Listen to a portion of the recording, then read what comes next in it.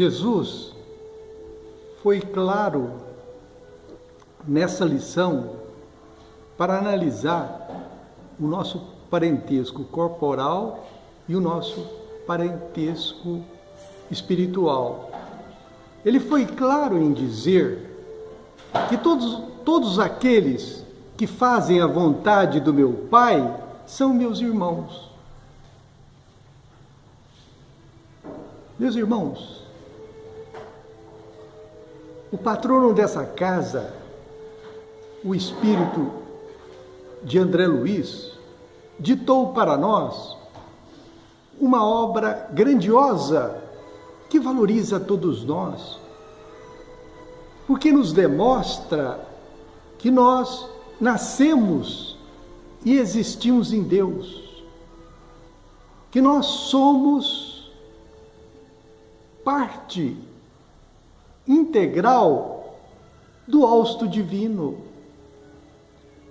definindo então que todos nós somos irmãos, todos nós temos a procedência na mesma origem, no hausto de Deus, somos todos irmãos.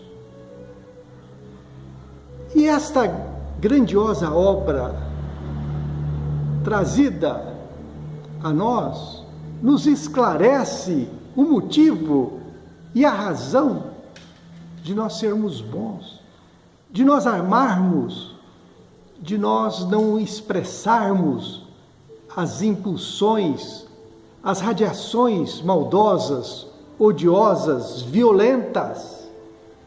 Meus irmãos, todas as vezes que nós emitimos um pensamento, esse pensamento é uma radiação. Ela pode ser boa ou pode ser má. Quando nós emitimos uma radiação amorosa, uma radiação caridosa, ela é balsâmica, ela vivifica aquele objeto, aquele ser que nós destinarmos o nosso pensamento. Ela é capaz de eliminar as doenças físicas que está com aquela pessoa que nós impulsionamos o nosso desejo em curá-la. Mas, meus irmãos, quando nós usamos ou atuamos no lado negativo, esse pensamento é destrutivo. Mas nos esclarece a doutrina espírita que nós temos o corpo físico, mas temos também o perispírito. O nosso perispírito é o veículo espiritual nosso. Quando nós passarmos para a vida espiritual, nós vamos atuar em outro veículo constituído de células vivas também, que vibram em outra dimensão. Então, quando nós expressamos um pensamento mau, nós primeiramente adoecemos a nós mesmos. Se nós visitarmos os hospitais hoje, o câncer é uma doença que está castigando profundamente os homens na Terra. E sem dúvida alguma, a maioria dos cânceres que está atacando a humanidade é em função das nossas expressões agressivas, maldosas. Pensou o mal, criou uma chaga para si mesmo. Eu posso até atingir aquele irmão que eu estou desejando fazer o mal, mas primeiramente eu vou destruir a mim mesmo. É uma autodestruição. Então, a doutrina espírita, através dessa obra gloriosa de André Luiz, nos mostra a razão de ser bom.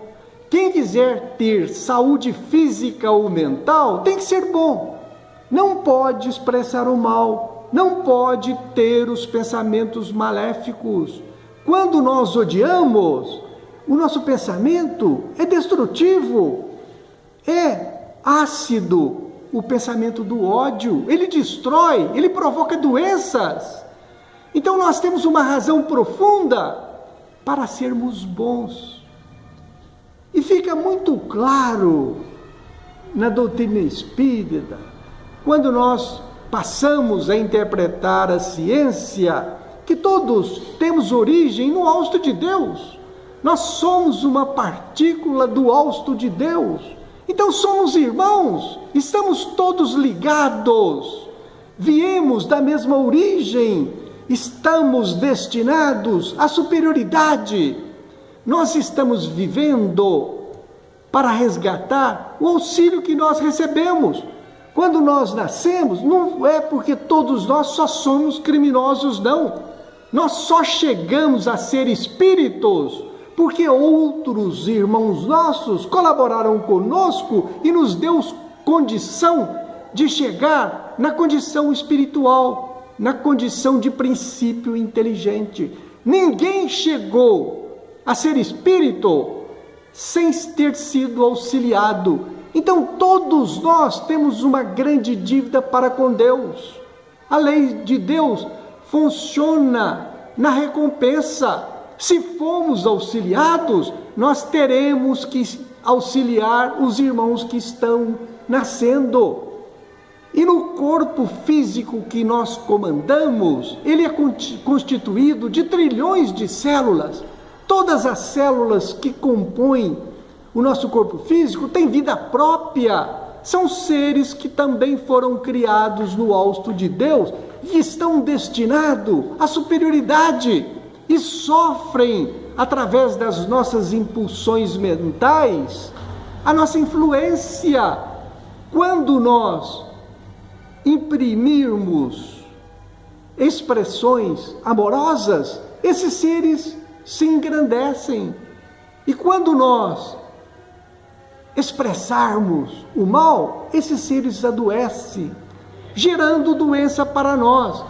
Então a doutrina espírita tem uma razão lógica, uma razão científica, para que nós sejamos bons, para que nós perdoemos, para que nós não desejemos o mal para ninguém, porque se nós desejarmos o mal, pensarmos no mal, primeiramente nós vamos criar um estado de morbidez para nós mesmos, uma doença para nós.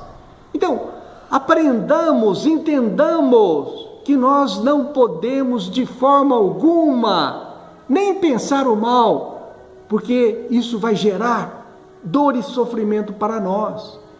E hoje na sociedade, nós estamos acovardando muitas vezes e fugindo da vida através dos tóxicos.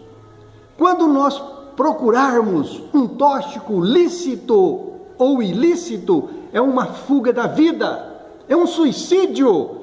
Nós estaremos destruindo as células que Deus entregou à nossa responsabilidade.